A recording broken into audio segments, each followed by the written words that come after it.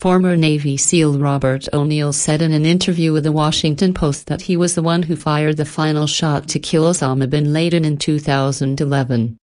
The 38-year-old Montanan also said that other SEAL team members were involved in the raid, including Mark Bissonnette, who detailed the group's experiences in his memoir, No Easy Day.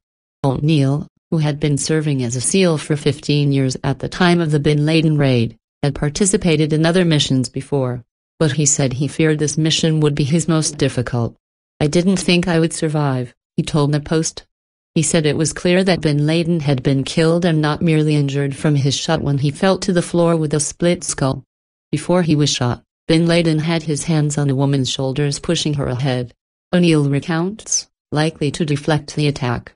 CNN's Barbara Starr confirmed from a U.S. official that O'Neill was on the raid.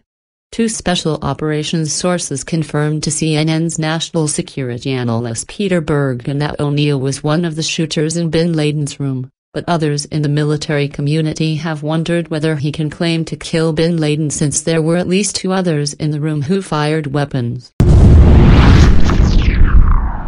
Former Navy SEAL Robert O'Neill said in an interview with The Washington Post that he was the one who fired the final shot to kill Osama bin Laden in 2011.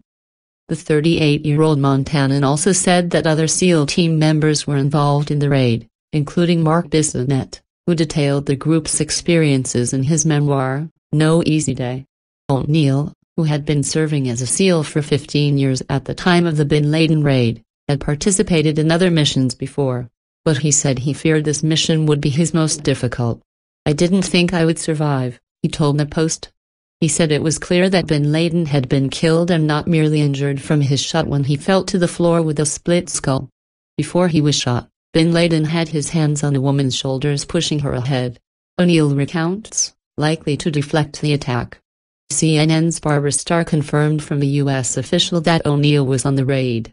Two special operations sources confirmed to CNN's national security analyst Peter Bergen that O'Neill was one of the shooters in bin Laden's room, but others in the military community have wondered whether he can claim to kill bin Laden since there were at least two others in the room who